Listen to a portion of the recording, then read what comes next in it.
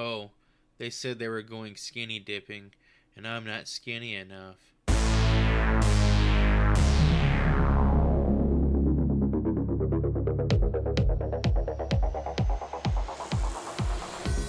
Take a seat and rip open those trapper keepers. I am Christopher, here with the lovely Mr. Hoodie. What's up, fellas? Excited to be here at the beginning of a new year. And the big brother, Jason, or I should say Josh Voorhees, looking himself, Mr. Nasty, Joseph. Welcome back, guys and gals. Hope everyone had a great holiday season. It's been too long. Who's ready to knock the dust off with everyone's favorite mama's boy machete-toting maniac? Mama boy machete-toting. We have been Mama's gone for boy quite some time. Machete-toting maniac. It's been a little bit, man. It's been, feel like Freddy's been sitting in my crawl for too long now. I've been having some thoughts, you know. Oh. Well, before we hop into the show, boys, I do have one question here for Chris. What's up? Could you date a woman who was also named Chris?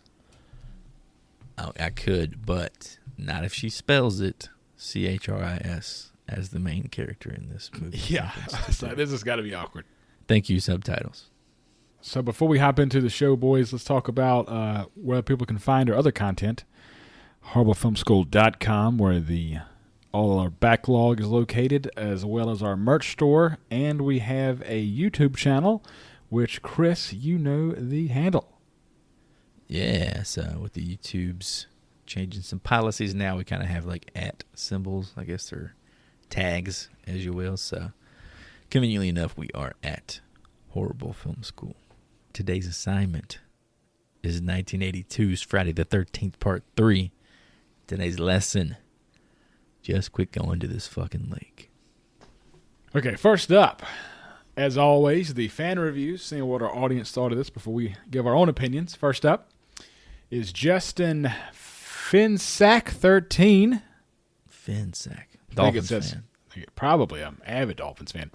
And this comes from 2019, titled, "This movie is pretty darn good. A killer disco theme at the beginning and the end, plus the intro of Jason's iconic hockey mask.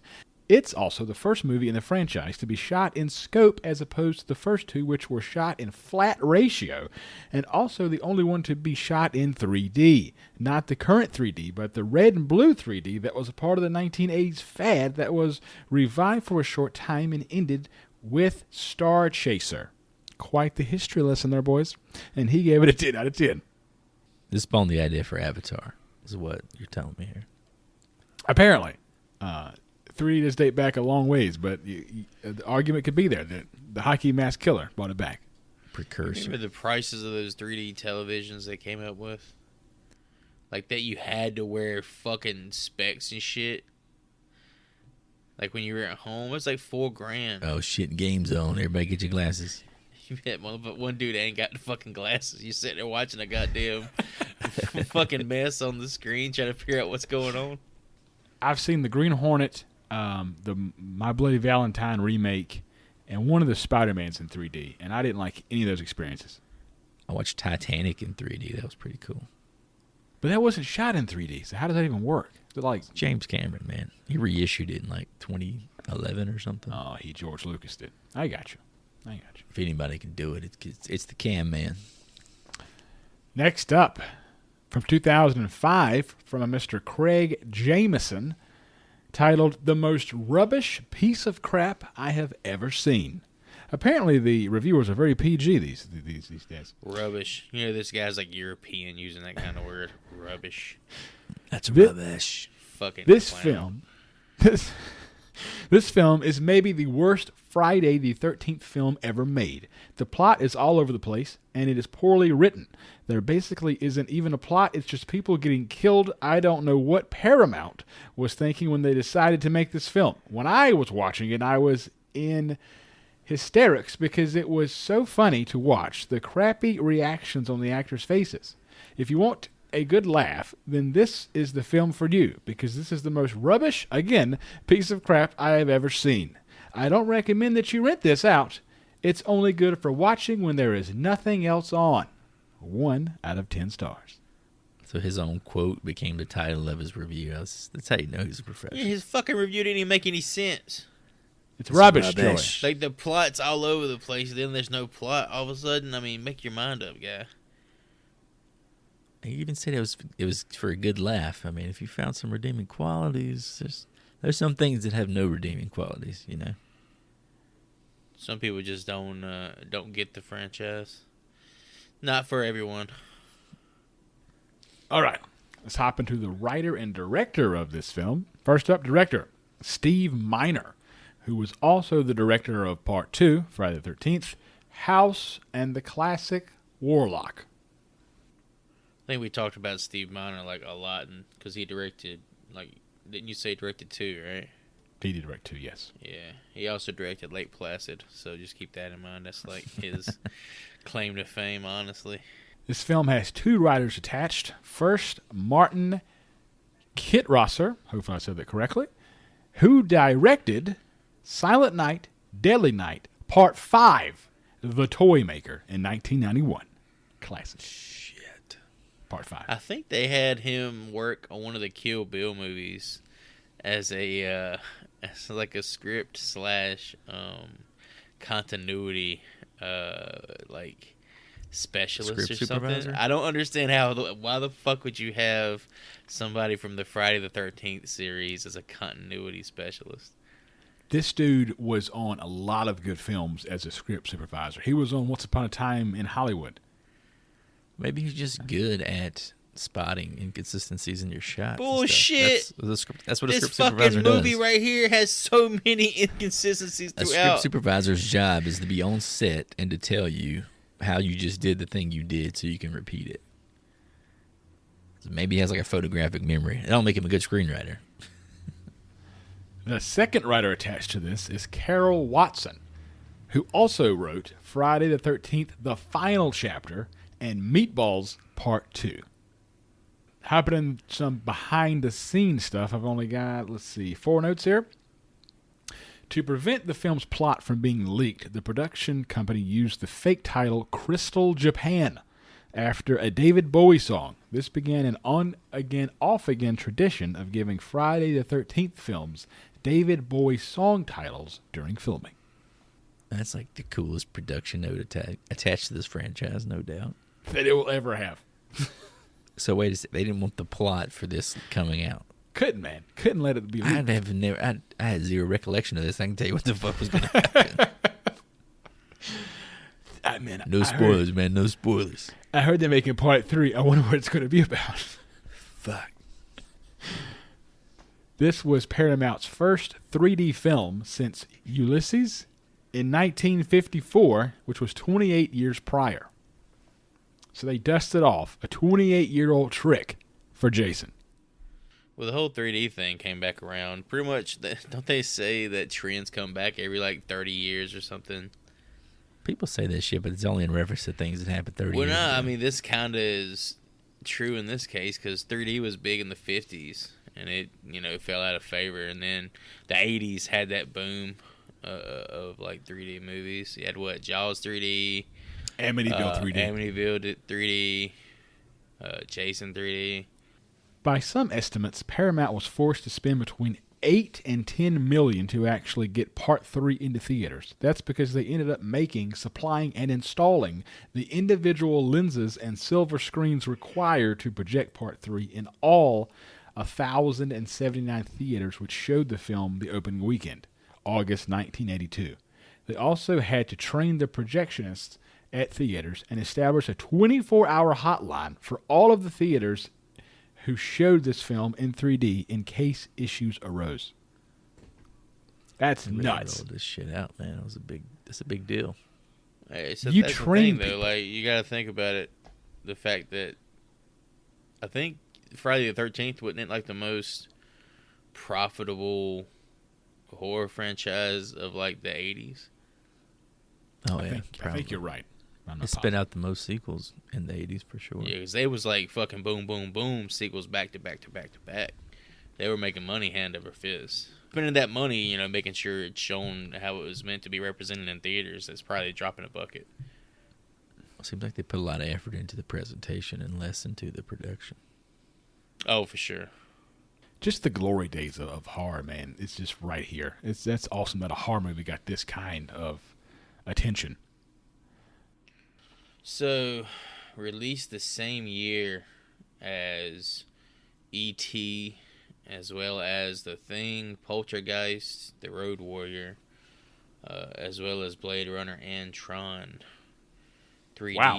3D, as I'm going to refer to the movie, still found success with a gross of over 34 million, making it the fourth highest grossing Friday the 13th movie of all time.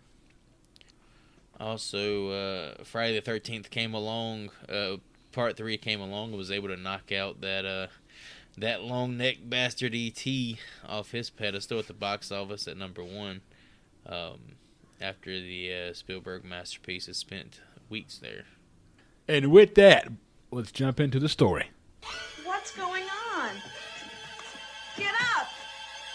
Shelley, enough is enough!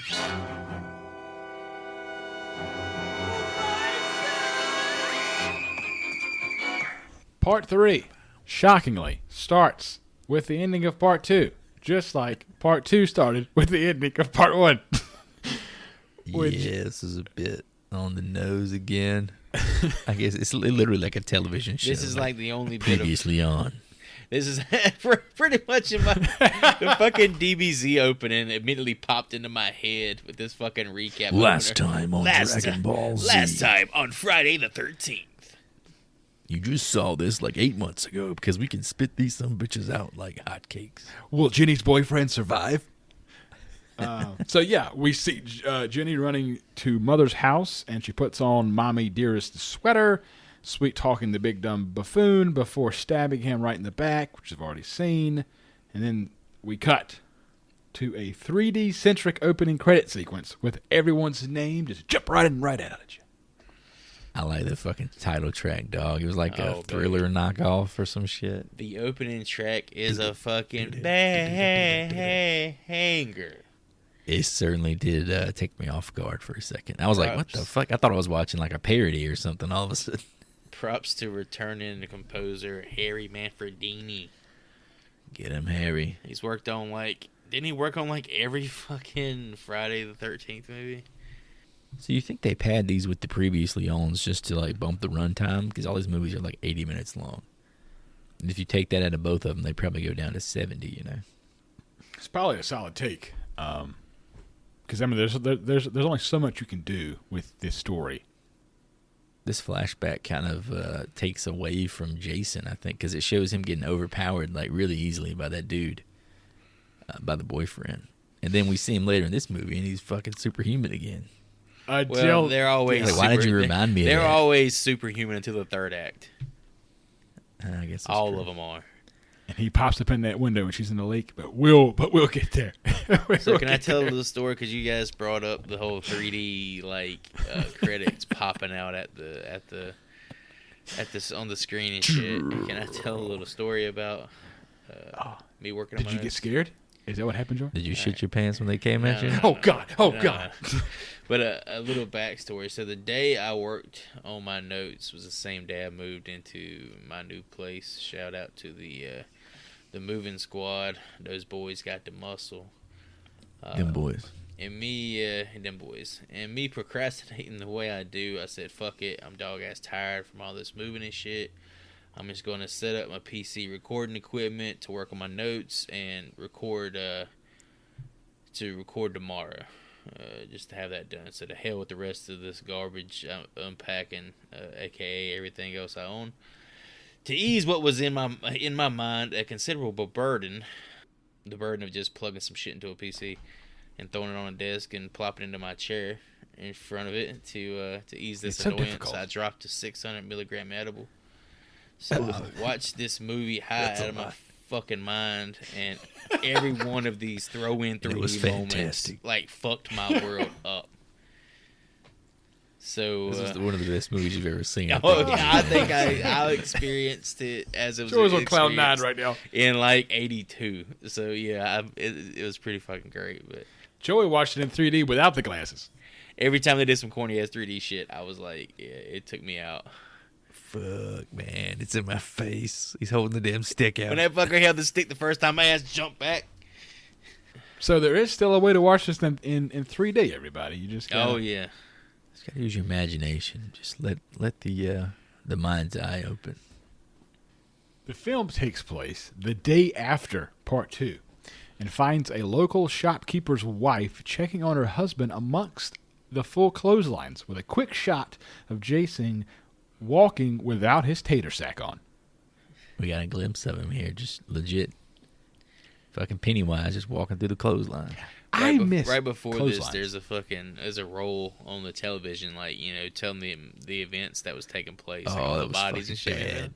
And she turns the antennas around and like pokes you in the fucking eye, like using it as a 3D effect. This shit is so corny. He's setting up the clothesline. He's like, gotta put the stick right in the damn camera. And he looks right at the camera. Did you notice the TV news when they showed it? It looked like it was in fucking HD compared to the rest of the movie because it was a still image. The TV wasn't even footage. The TV itself was a picture with the actual camera work inside of it. It was bad.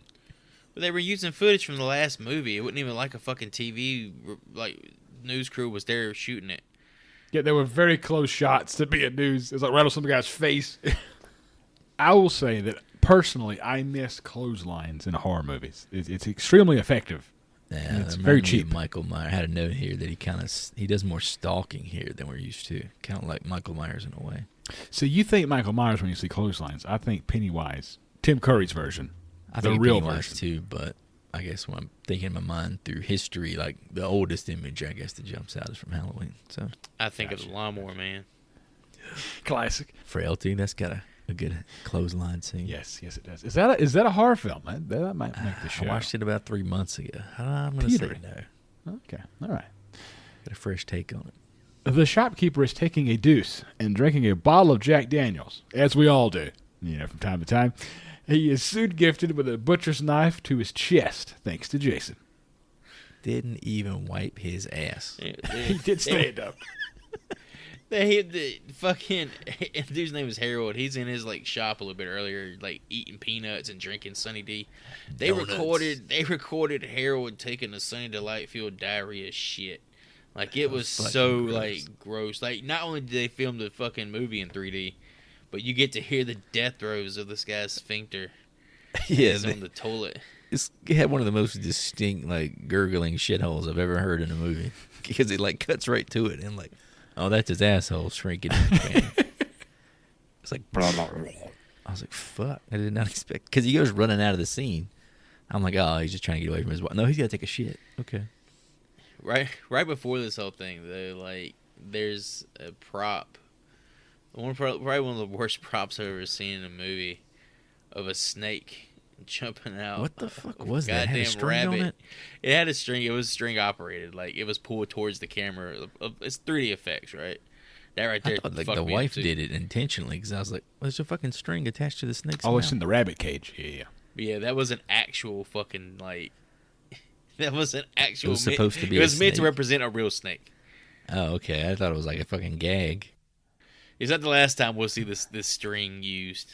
But yeah, it was pretty Oh, bad. man. It's man, I think they're missing the hell out of Tom Savini. To be honest, But you with see, you they at spent this $8 point. million to make sure this was shown properly, Hootie. Yeah. 8 million. That man. damn string, though. That $2 string. 8 to 10. It's somewhere in there. And because I felt like this was the first time we get a real good shot of Jason, I included the man who plays Jason in this film, Mr. Richard Broker. And this is the only film of which he plays Jason. So Which, in my opinion, is a fucking crime.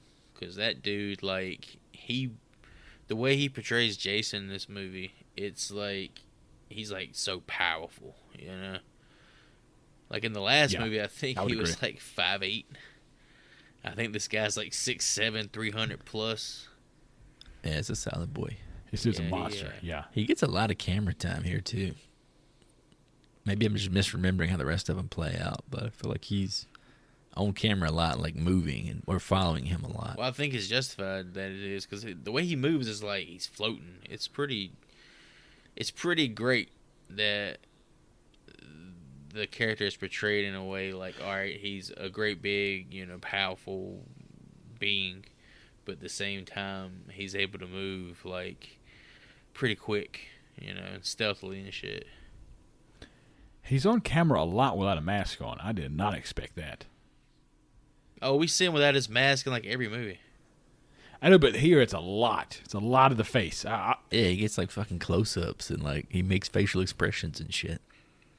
Well, this is before he actually got his mask, though, right? I kind of, in my opinion, it makes sense because he didn't really have the mask for half the movie.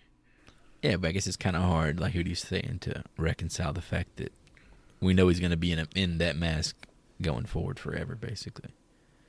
Now I don't feel like in the films moving forward, and I could be totally wrong because I'm not a big Friday the 13th fan, that the mask doesn't come off that much going forward. Oh, it comes off constantly. It's like a big thing every time it comes off. Okay. It's at least once in every movie going forward. But see, that's once in every movie. It happens like 10 times in this film. I feel like personally. But oh yeah, we've seen him at least 3 or 4 times before he even gets it here. the shopkeeper's wife goes to check on him and is met with an arrow to the throat. The body count for this film, boys, is at 2. Never forget the body count. The formulaic group of teenagers for this film hop in a van and make their way down to the lake for a weekend getaway. We have Chris, Debbie, Shelley, Andy, Farrah, Chuck, and, of course, Chili. Is that someone's name? I think you could throw those names in a fucking hat and just pull them out for every character and like pop it on their forehead and it would work either way. Random names. Shelly is a fucking dude. Chris is a girl. Is a chick. Yeah. Chili is a person. That and none of these characters really stand out. It could be Christina. They could be any name. It doesn't matter. I did pick 2 actors to call out here. I don't know why, but I got notes, so I'm going to say it. Chris is played by Dana Kimmel, who is in episodes of Different Strokes and T.J. Hooker. She's an attractive lady. And Debbie, played by Tracy Savage, was in Little House on the Prairie, as well as 8 Simple Rules. I remember seeing that name in the credits. I thought she was a porn star. It's a badass name. She's actually Tracy Savage. Well, that's the thing. She's actually a damn big time reporter now. I think she handled all the coverage of like the OJ trial or some shit. Wow, that was right after when I was reading. All right after. I got one note about the characters here. It says Shelly fucking sucks. Before you even before you even see this fucking guy, you just hearing his voice, like, because they leave him behind in the van, and you just hear, like, off camera, I'm going to wait in the van. I just knew instantly. I was like, this is the guy I'm going to fucking hate. That dude pulled out the most fucking Chad move ever. He's talking about, come out here and meet your date. He said, nah, bring her to me. This fucking guy. I really wish they would have cast the guy in the wheelchair from Texas Chainsaw Massacre in this role. I definitely had the same energy. I feel like that guy probably would have wanted too much money. Possibly. Compared to he Shelly. wants 2 beef jerky sticks. They gave Shelly a couple of fucking baby Ruths, and he was good to go. He's just like the saddest fucking sap before you even see him. When his ass eventually gets out the back of the car, he comes walking out the back of the van dressed like an even more autistic Michael Myers. I don't know what the fuck the way he's doing. fucking stalking up to the goddamn house and shit. I just want to scare you. I don't know how else to show you that I care about you. Anyway. You wear a mask with a face like this. This fucking guy. On the way, they almost run over a bum in the street. He pulls out an eyeball and tells the kids that they have been warned and they should go back to where they came. Yeah, dude, fucking pushed the eyeball up to the screen for the 3D effect, and my eyes went cross-eyed trying to see it. Yeah, it looked fucking weird. I can't tell what it was. Was it wrapped in a napkin or some shit? No, fuck no. That's the way eyeballs look. Like at cows and shit. Looked like a cow eyeball or something. It definitely wasn't a human eyeball. Yeah. Yeah, he was cow or like, he held deer it to or the something. camera for like 10 seconds. I was like, all right, I fucking get it. We It got it, hadn't bud. cut yet. It's fucking wannabe, though, man. Just wishes he was Crazy Ralph. You know what I mean? Yeah. He was definitely a second rate, that guy. Turn away, you crazy kids. Why are they even going to the fucking camp? Well, it's not a camp. They're going to To a cabin. I think it's Hagen's. What the fuck was it? Higgins Haven or something? I think it's Like Chris's Chris's parents' place. There you go. I guess they're just trying to go out there to fuck. Probably trying to go out there and anywhere. get damn Shelly's cherry pop, knowing his ass ain't gonna cock blocking himself all the time, dressed like a goddamn idiot. So, how big is Camp Crystal Lake or Crystal Lake? Because I think in the, Crystal Lake's massive. but in the previous two Gotta be films, gigantic. it looks pretty small. But I guess you got to expend the imagination here. Now, is Crystal Lake the town? I think it is the actual lake itself. I think it's Just a lake the as lake well. itself?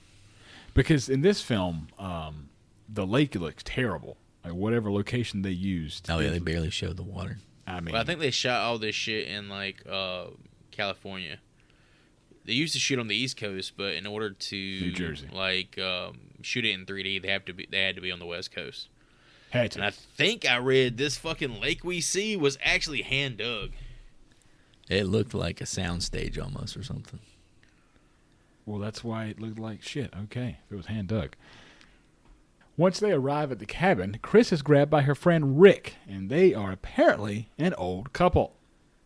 Where did this dude fucking come from?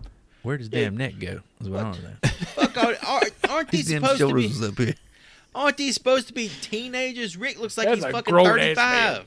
Yeah, he's a grown. Rick's He got a mortgage. 401k, no doubt about it. Motherfucker tried to sell me on life insurance the other day. Well, come on now, Chris. What did the motherfucker say? I can only take so many cold showers. It seemed like a grooming situation. Hell no, that's pretty much telling her ass, I'm only gonna do this 1 or 2 more times, and I'm gonna go fuck the pregnant bitch. Oh, I forgot all about the whole pregnancy plot. Oh it man, kind of gets, it never gets discussed. Yeah, it again, kind of gets really. swept under the fucking rug.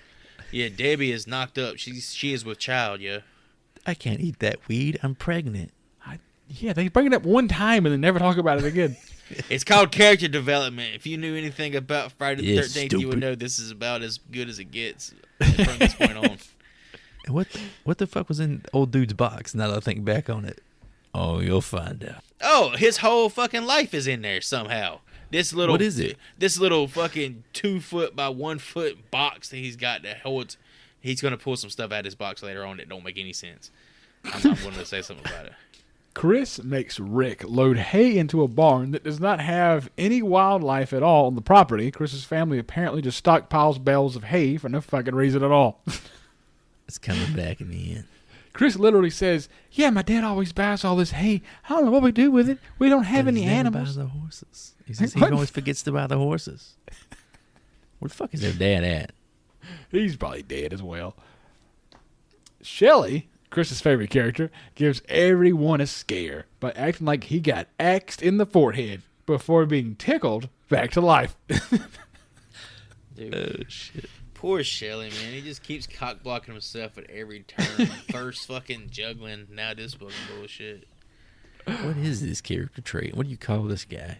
He's a comic relief, but in a Is terrible he way. trying to entertain the other people though? I don't understand what the hell he's doing. He's trying to fit in through the art of laughter and trying to make these people enjoy his presence by being a clown. Oh, so he's okay. I guess that makes more sense. He's not. He doesn't portray himself as funny at all. He's an actor, all right? He doesn't have to be funny. He has just watched a marathon of John Candy films, Chris. He's trying to be John Candy. Shelley and Vera head to the store, get caught up in a scrap with a local biker gang, and have their ride's windows busted out by them. Then they drive over their bikes. A question here says, "What the fuck is with this gang?" Complete You just get randomness. thrown into a Michael Jackson music video all of a sudden. You can tell the white guy in the gang is a badass because he's got caution tape wrapped around his fucking bicep. The two haul off back to the cabin, but the biker gang follows them in order to burn down the barn. Fox goes into the barn by herself, and her buddy finds her nailed to a beam with a pitchfork through the throat. These three gangsters, whatever the hell you want to call them, are essentially just fodder, right? Or just add to the body count. They have no fucking purpose here. They just pulled off of Electric Avenue back in the 80s, and they're going to burn this damn barn down. I think this whole thing goes back kind of to character development. For some reason, the script writer, I think, had a big hard-on for the Shelley character. And going to the store with Vera was him trying to make up for him, playing his stupid little stunt, trying to get back in her good graces. Once at the store, he kind of does some alpha Chad shit and hits the guy's motorcycle with the car, and it's kind of showing that, hey, there might be something more to this nerd. Don't know why they decided to put him in so much of the movie, but I think this whole sequence is just for the Shelley character. We feel for him, man. We don't want him to get hurt, right? Fuck no, I care fucking less. None of these characters in this movie. By the end, I don't think you're rooting for anybody. I think George's got a soft spot for Rick. So Fox gets nailed to the throat, and then her buddy gets pitchforked right through his stomach as well. And then the gang leader, Ali, runs into the barn and goes one-on-one with Jason, who knocks him out with one punch. I appreciated him going after his ass. That's something you really don't see much of in these movies. Oh, you say that. You wait till fucking he takes Manhattan, baby. Oh God, motherfuckers having fist fights and shit. I love that shit.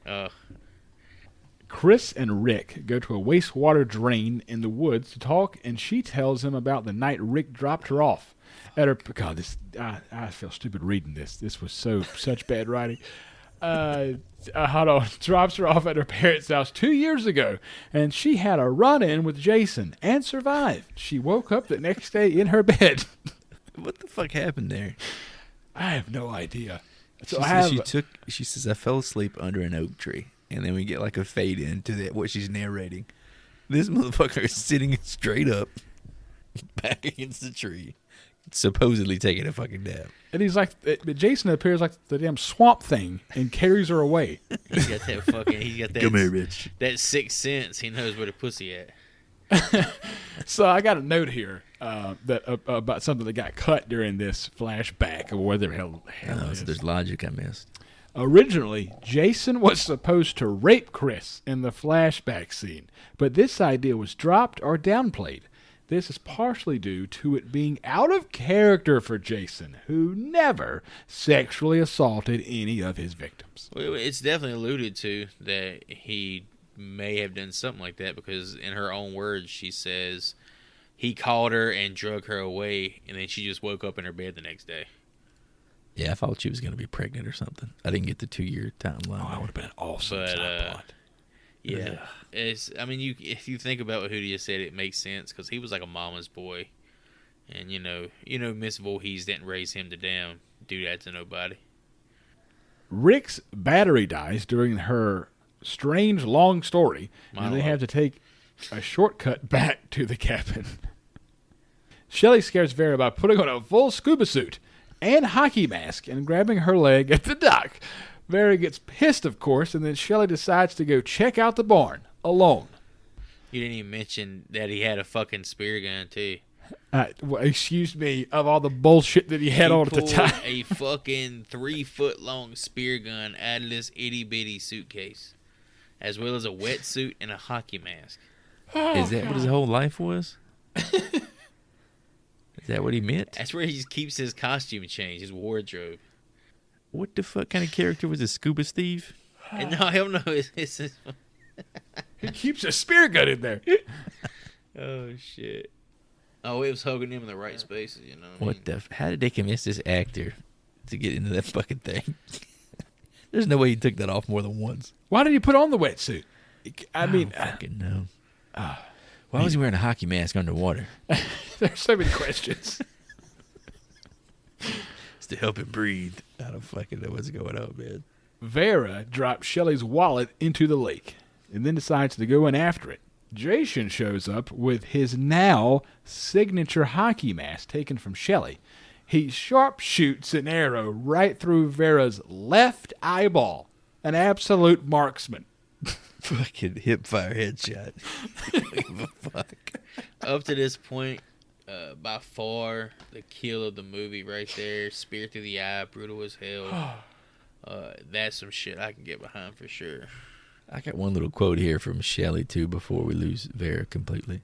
A couple scenes before, she was talking about how, yeah, we'll talk. He says, sure, we'll talk. And then she walks away. He says, bitch. This dude fucking sucks. Fucking incel, bro. So, in your current state when you watch this film, how wild was it seeing that harpoon get shot at her face? Oh, that shit was fucking crazy, bro. I love how he walked away from the scene. That shit was badass. Oh, that's the He one. fucking domes there, drops it, and just casually turns around. That's and goes, what I'm talking about with this fucking Ricky Broker guy. This dude was fucking smooth. Ricky, I call him Ricky. Richard. Like I fucking Ricky. know, like I know his ass from fucking. Listen, school or Rick, something. we cut the rape scene, but He has like a devil may care attitude. Like he just literally like drops it like he would drop the mic and just like strolls off. Andy and Debbie have hammock sex, so you know what that means. Andy gets a machete to the head in the hallway, and Debbie gets a throwback Kevin Bacon death with a knife through the hammock in the chest, but done extremely poorly. You said through the head? Chest. No, I'm talking about fucking Andy. Andy gets like his dick. Andy sliced gets his up. fucking taint slashed open. Okay, there you go. He's Yeah. walking around with his hands for some He's- fucking reason. I think he's like, I don't think he's an actor. I think he's like a circus performer. Because at one point in time, he's like fucking juggling in the movie. Him and Shelley are having a juggling competition. He walks on his fucking hands the entire movie. The harpoon death was the death until this death. The getting your fucking taint and shit slashed open and your legs cut off, that was the kill of the movie. But the son of a bitch like dies instantly. He doesn't even make a noise. Oh, no, he Like, screams. but she doesn't hear it. Well, the shot was powerful. Because a little bit earlier, they made it to where the audience knows, hey, she can't hear, because he's trying to ask her if she wants a beer or some bullshit. Yeah, he had to come in there and show them. He fucking She's what?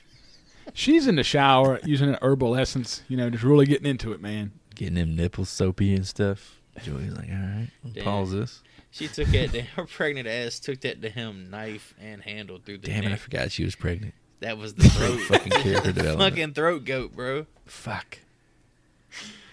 But I did appreciate that they used the hammock. It was cheap. It didn't look as good as the bacon effect, but I do appreciate it. And immediately before this, she's reading the Fangoria magazine, and it's got an article about Tom Savini inside of it. I thought that was pretty awesome. Tommy. How about this? They used the hammock in this movie to reference the banana hammock that fucking Kevin Bacon had in the first movie. Yeah, baby. They should have put Shelly in a fucking Speedo. God, if Instead of only. that damn wetsuit. Chuck goes into the cellar to cut the lights back on and finds Jason just hanging out. He throws Chuck into the fuse box, which apparently fries him to a crisp. Very confused. Don't forget that Chuck was taking a shit like 5 minutes earlier too. There's so much fucking dookie going on in this movie. There's a lot of dookie and there's not a lot of hand washing. And then he goes and makes fucking popcorn with those same hands. Ah, delicious. So Let buttery. me just butter this popcorn by What hand. about that fucking shot down in the cellar where it zooms in on Chuck's feet like this is a Quentin Tarantino movie? It kind of looked like Joey's new fruit cellar he's got at his house. Shit. Oh. Might be shooting the damn remake of your house. Well, your ass jumped back. I fucking made the hissing noise. You stepped on that cord. You thought it was a goddamn snake. Thought it was a damn. Was that shit from Last of Us? I thought it was a fucking clicker. Clicker. I don't know how that show's going to do. It's gonna be a banger, dude. You think Is so? it out yet? I do. It starts in 2 weeks, I think. 2 weeks ago. But it's the same guy who wrote Chernobyl, so I got faith. I went and Fine, rewatched okay. that the other day. That's such a good fucking miniseries. That's a fucking tough rewatch. Good God. Yeah, it's a good All series, right. though. Chili finds Shelly with his throat slit open, and then Jason shoves a hot fire poker through her. We are down to 2 supposed teenagers left, boys, Rick and Chris. I like how he's like, at this point, it's like a fucking game of Clue. He literally has to find a new weapon for every kill. Like he fucking got the hip fire with the harpoon, drops it. All right, next. It's like he's going for a fucking kill streak. He's got to get, the boiling hot poker through somebody's fucking guts. It's like he's playing gun game from Call of Duty. Forgot about good game. Why does he always use different fucking weapons? Now that I think about it. Until he gets his trusty machete. Until. So how Crazy long? ammo. How long did Shelley have to wander around with a slit throat? How come a very Shelly good got an off-screen fucking stab?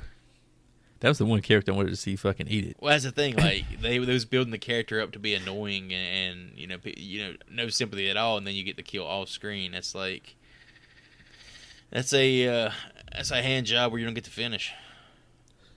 How about that? How about that? Rick begins to search the house and then goes and checks the outside of the house by himself. Side note here.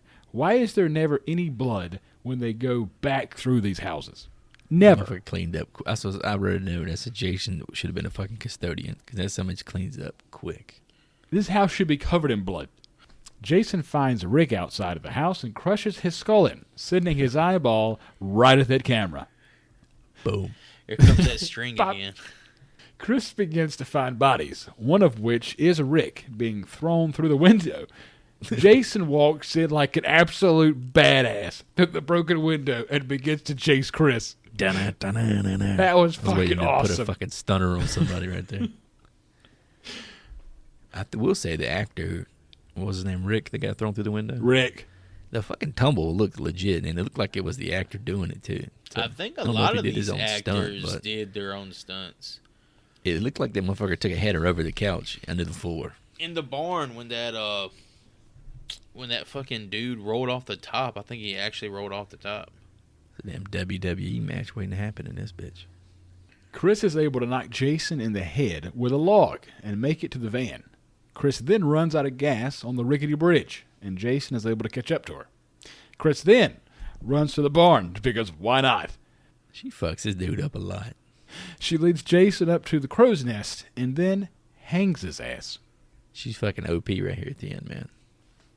That's why I thought maybe she had Jason's seed in there and she was getting like extra powers or something. And right here, I was cool. I was like, you know what? This is a pretty solid part 3. And then this shit happens. Chris tries to leave the barn, but apparently you can't kill Jason because he's back. Oh, and so is Ali some fucking how. He had to have one fucking last hoorah. I like how he had to show her how fucking ugly he was, too. Well, He pulled up his fucking man. Remember me? I'm fucking ugly and stupid. we was talking about And he put it back down. he was talking about Jason's physique in this movie, right? This motherfucker is yoked. I think the reason he did that is pretty much him saying, "Bitch, you thought you broke my neck with traps like these?" Looking like a goddamn giant tortoise with this meat shell on my back. You're gonna learn today. This motherfucker is the man. How can you break the neck of that which has no neck? He's been heavy lifting fucking bags of concrete for the past year and a half. You know what kind of threw me off with this scene?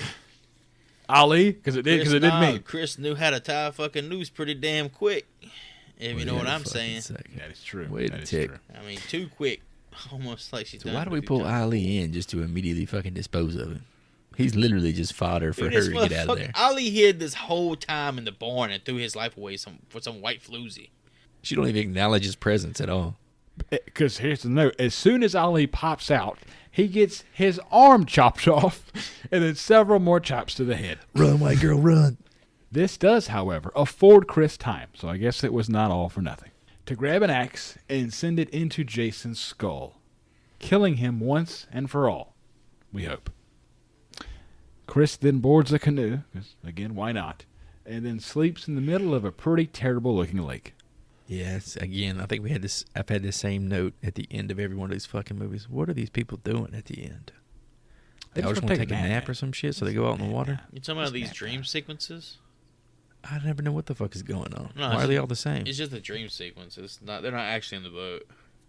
Why So are they they always just- the same? I They just don't fall know. asleep? I guess it's Like like in the the middle of the effect yard? that Crystal Lake Is this some has Freddy on people. Krueger shit?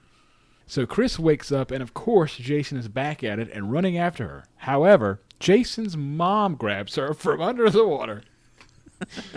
Reversed it on your ass, didn't they? You Yeah, fucking that waiting for it shit, too. That's some more. Yeah. That's more of the dream sequence bullshit. Where's that baby Jason at? Him standing in the window and just like way too much of a look at him. Yeah, he got like hard as a damn rock looking out at her and started like touching the glass like he was fucking a mime or something. Oh shit, I'm coming to get it. He had to show her how ugly he was. She forgot. She fucking remembered it in her dream. We learned that this was a dream sequence, and that sadly Chris has now got a severe case of PTSD from the night's events. And that ends part 3. So is that the same thing that's happened to all 3 women in these 3 movies? They all go like mental. Yeah, they all gotten like PTSD and survived. How many You know people what's- can he let fucking escape and still be considered a badass killer? Well, you know what's funny? This movie ends that way, right? With her like being hauled off by the police and like presumably being taken to some mental health facility. Yeah. The way Friday the 13th Part 3 was supposed to go it was supposed to follow what happened to Jenny. Like, it was going to follow her into a psychiatric facility where Jason would go into the hospital and kill people to get to Jenny. Much like Halloween fucking 2. Thankfully, Jenny, the actress who played Jenny, said, "Fuck no, I'm not being a part of this project," and so they had to go another direction. But it would have been just a rip-off of Halloween 2. Yeah, this would have been like the year after Halloween 2 as well. Yeah. Jesus. Well, thank you, Jenny, for saving a franchise. So cut me out. It's kind of weird because, like, all right, that idea didn't play out with Part 3. However, Nightmare on Elm Street 3 is kind of similar in the fact that it takes place in a psychiatric facility. What piece of memorabilia would you want from Part 3, boys? I think this was too obvious here, but I'll go ahead and get it out the way. Look at the mask. Let me get it while it's clean, while it's the OG. I never really knew how he got it, so with this this experience under my belt, I'm going to forever enshrine the original in my collection. So I want to get that hammock right after Debbie and Andy had finished nutting in it. No, I'm just joshing around. I'm Josh Voorhees. What a silly boy. Around, that is. Seriously, though, let me get the infamous hockey mask Jason borrows from his pal Shelley and become synonymous with the character until the end of time. So, are we to believe that Shelley walks in and he's carrying all of his bullshit gadgets, and Jason's like, "Man, that's a nice hockey mask." He should have took the fucking wetsuit. He should have put on the Badass wetsuit. would that have looked on him. I think Jason just says fucking yoink. So, obviously, I would also pick the iconic hockey mask because this is where he gets it. But to add some flavor to my memorabilia section here, I would also want to take that harpoon gun because it has got the best damn set of iron sights ever put on a fucking harpoon gun. It's got fucking amethyst on it. We call that a laser attachment, and he just fucking uses the laser attachment. Laser. Dome that lady. He doomed her. She got what was coming to her, treating Shelley the way she did. Her character was a bit underdeveloped, I would say. She was trying to save Shelley's wallet from getting waterlogged, though, so that's something. There's got to be some symbolism there. We got to think about that. I'm sure there's some depths to the screenplay we're not analyzing properly. I don't think so. Maybe not. If that's the case, I need to know why he was wearing a hockey mask and a wetsuit underwater with a harpoon gun. So yeah, I want to see him with the hockey mask on underwater because he obviously can't fucking breathe. All right, fellas. Well, let's wrap this thing up. Before we get out of here, what are your final thoughts on Friday the 13th, Part 3? Let me go first here since Joey seems to be the torchbearer for this franchise. That's a good point.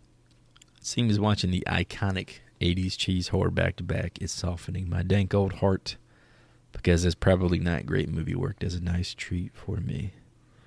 So much of the iconography of Jason Voorhees is born here. We get the mask, and we get the fact that it takes absolutely zero plot to spur his rampages. Most of the acting is plain old dog shit, and the story has zero surprises within it, but it stays true to formula, quick and brutal. I am not sure this will stick in my Friday headcanon for long, but it did play like an old familiar bloody lullaby. I'm going to hang this bad boy up with a B-. 3D was surprisingly, for the most part, a really fun watch for me. I'm not a huge fan of this franchise, but can respect it for the rightful place it holds in the horror genre. Part 3 did bring the iconic hockey mask to the franchise and made Jason look like Bill Goldberg if he was mixed with the Toxic Avenger. I did really appreciate the amount of time we get to see Jason without any mask on. It literally makes him feel more human, if that's even possible. Think of football players once they take their helmets off. With that being said, once Chris enters the barn in the final act, this film goes way off the rails for me. And with that, Part 3 is left with a C. All right, so as these guys said, I'm kind of a fan of the franchise, so I'm a little more critical, I guess, of whether it's a good Friday movie or not. So Friday 3 is a pretty big departure from Part 1 and 2, kind of abandoning the Jason mythos and giving us kill everyone Jason as opposed to Mama's Revenge Jason. This is the movie that establishes the format for future entries in the series, for better or for worse. The 3D, although it worked for my high as fuck self, felt like it was too much of a focus and took away from the kills, not to mention some pretty mundane chase sequences. The acting sucked balls for the most part. However, this movie gave us an awesome Jason Voorhees and Richard Brooker. The guy is yoked and has such a memorable interpretation of the character. The casting is the most boring and dispensable group of characters thus far in any Friday the 13th movie, from 1 to 3, that is. I mean, it's nice not having any sort of attachment to these characters and watching them get offed without any emotional sort of attachment. But even the final girl, Chris, isn't worth rooting for. Hell, I'd rather have seen 3D beat Nightmare 2 to the punch and have Shelley as the final boy. Classic Friday the 13th score, aside from the funky opening take on the classic Jason theme, which I dug.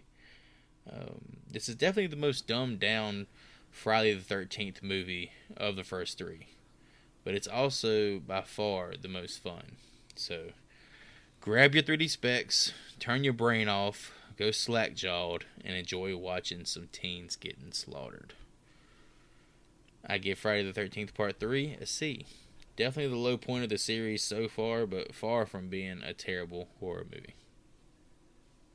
All right, boys, let's put her to bed. We got another Friday behind us.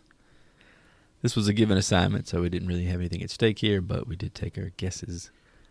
Starting with the low man, Mr. Ryan Hootie thought this would present a 28% score on Rotten Tomatoes. I said a 35. Joey said a 45. The actual score is a 42. Like that. Ooh. Nice. It's not that bad, man. Ooh. But it's been quite a while since we actually had an open mic here for someone to choose the next film, and it coincidentally is your boy's turn. Oh, I forgot about this. It's been a while. I think Hellraiser might be the last thing I presented for us, which was like back in August or something. So I'm probably going to regret this, but yes. I kind of like to do a one for me, one for them type of situation. Like Hellraiser was one that I've been meaning to get to, so now I'm kind of just going to do one for the sake of a blind spot.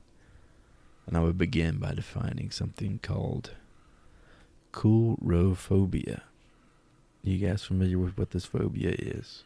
Coulrophobia? Is that the name of the movie? Coulrophobia. No. That is a fear of clowns. Oof. We're doing it? Oh, are we doing oh my god, are we doing goddamn Killer Clowns from Outer Space? 2016's Terrifier. Oh, fuck. Whoa. Something We I've both never wrong. seen. I don't think you're going to want to watch that. I have a haven't feeling seen I'm it going to either. regret This this. shit is so nasty, man. It is not me at all. I'm kind of getting a little nauseous thinking about it now. Oh, but, God. All right, now, we know the scene. It is what it is. The scene from Part 3 where the guy got cut down the middle. This is actually how you should do cut down the middle shit. So, yeah, you'll see it. So is it super gory? Yeah. Outrageously Find gory. out, buddy. Outrageously, okay. Puts Hostel to shame. I don't think I had a true fear of clowns as a kid, but I had a touch of it, mostly due to Pennywise and exposure to the book It, written by Stephen King. It's set in a very particular spot in our local public library, and the cover of it kind of just always stuck with me. So Yeah, the guy who plays Arthur in this is fucking fantastic. Or Art, I think you really call it. This is definitely one of those Netflix posters that I've scrolled past a million times and never bothered to click on. And I know the sequel that just came out got a lot of buzz because people were like getting sick in the theaters and shit like that. So it's, awesome. Yeah, it's not something I'm gonna love. I can already feel it, but Okay. I feel like it's my duty to document my exposure to this. Alrighty, folks, you want to play along? We're hopping on YouTube to watch the official trailer for Terrifier. Let's go.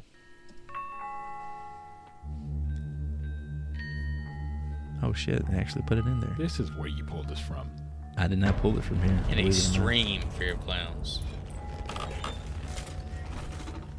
This guy does like horror cons. What's wrong? I'm fine. Why? keep looking over your shoulder?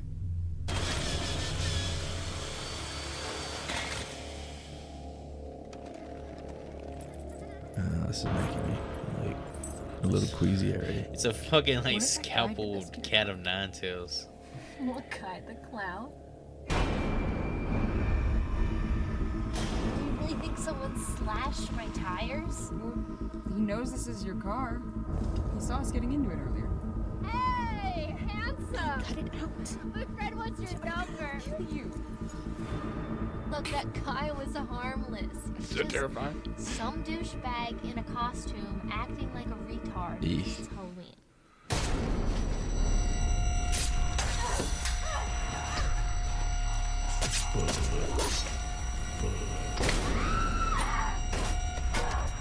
Good God.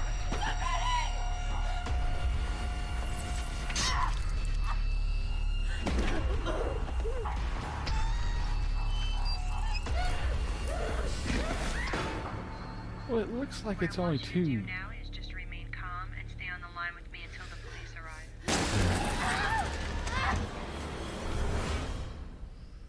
Looks like there's only two characters though, besides the clown. That's good. That's actually a really good trailer because it doesn't like really give away much at all. I'm assuming he doesn't talk either. Oh no, I don't think he talks for either movie. Made me feel like a little something. Ugh.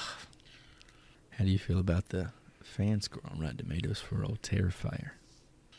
I feel like it's like the gory factor divides people. I'm gonna go low. I'll go like 55. Because it got a sequel, I think that has to mean something. Granted, this looks very low budget. It could have got a sequel by a GoFundMe for all the hell I know. I'm going to go 74. Alrighty, folks. Thank you for listening. Check out the website, horriblefilmschool.com, to find us on all podcast platforms, as well as links to all that social jazz. Give us a follow, leave a review, send us some pre-shrunk wetsuits. I'm going to offer my support to women set up on blind dates with squirrely weirdo fucks like Shelley. Do not hesitate to put that slob of a man in his place, because no means no. And with that, and if you're hearing our voices, tell at least one person you know, spread the love, spread that campaign. It's 2023, for God's sakes. Make it your New Year's resolution to tell somebody you know about the show. And then I guess we're all going to get to go watch a very terrifying clown. So, I'm out. Thanks for all the likes, the subs, the listens, the follows, the downloads. We really appreciate you guys' support, as well as your time and attention. Be sure to join us next time when we meet Art the Clown in 2016's Terrifier. Well, here's to a beautiful 2023 for everyone. Class dismissed.